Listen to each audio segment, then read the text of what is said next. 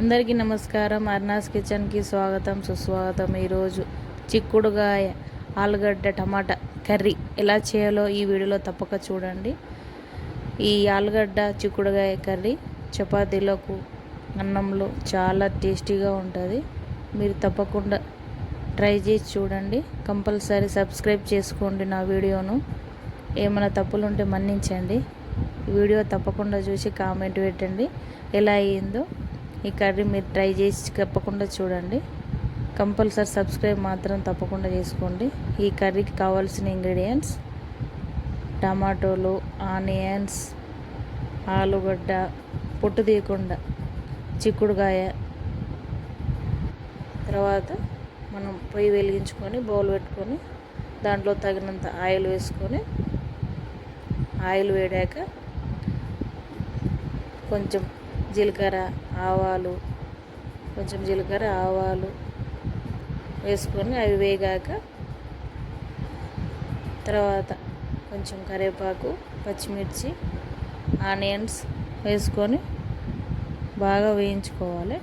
మనం ఆనియన్స్ వేయడానికి కొంచెం బాగా కలుపుకొని తర్వాత ఆనియన్ వేయడానికి కొంచెం ఒక 1 స్పూన్ మన కర్రీకి సరిపోయినంత ఉప్పు వేసుకొని ఈ ఆనియన్ దగ్గర వేసుకుంటే సరిపోతుంది.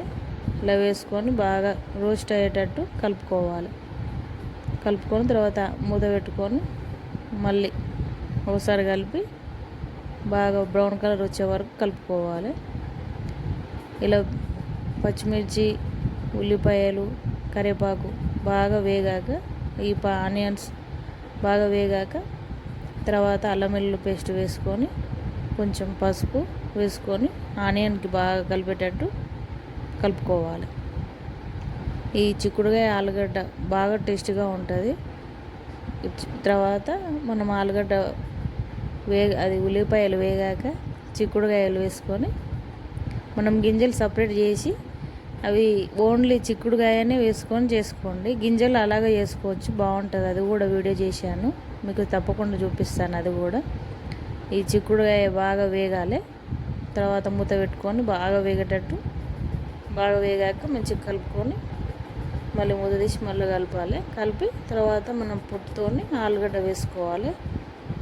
ఆలుగడ్డ పొట్టు తీయకుండా వేసుకుంటే చాలా టేస్టీగా ఉంటుంది. చెప్పాను కదా, చాలా టేస్ట్గా ఉంటుంది. మనకు ఆలుగడ్డ కూడా విరిగిపోకుండా మంచిగా అలాగే ఉంటుంది, చూడడానికి బాగా లుక్ ఉంటుంది. తర్వాత మనం చిక్కుడుకాయకి సరిపడా టమాటా వేసుకొని బాగా కలపాలి. మొత్తం చిక్కుడుకాయ, ఆలుగడ్డ, టమాటా మొత్తం ఈ ఆనియన్స్ మొత్తం బాగా దగ్గరికి టమాటా మొత్తం మగ్గిపోవాలి.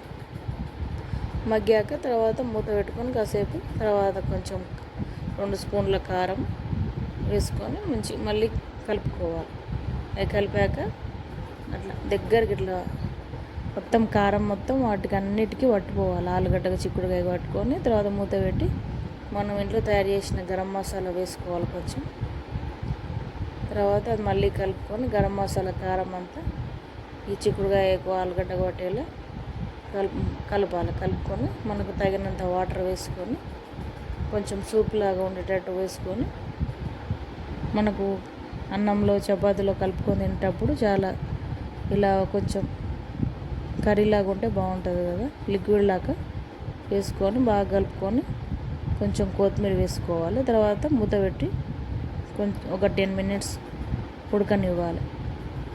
ఉడికాక తర్వాత ఈ ఆలుగడ్డలు, చిక్కుడుకాయ, కారము, సూపు అంతా ఒకరి దగ్గర మరిగి మంచిగా టేస్టీగా అవుతుంది. చూడండి ఎంత కలర్ఫుల్గా అయ్యిందో. అట్లా మంచిగా బబుల్స్ వచ్చే వరకు మంచిగా మరిగించాలి. ఆలుగడ్డ అస్సలు సపరేట్ కాలేదు. చూడండి ఇంతసేపు మనం కర్రీ చేసా కూడా ఆలుగడ్డ అంటే మనకు తోలు ఉండడం వల్ల ఆలుగడ్డ సపరేట్ కాదు, దానికి విడివిడిగా ఉంటుంది. కంపల్సరీ కర్రీని ట్రై చేసి చూడండి. కంపల్సరీ సబ్స్క్రైబ్ చేసుకోండి నా వీడియోను. మీరు ఈ కర్రీని ట్రై చేసి కామెంట్ సెక్షన్లో పెట్టండి. Thank you.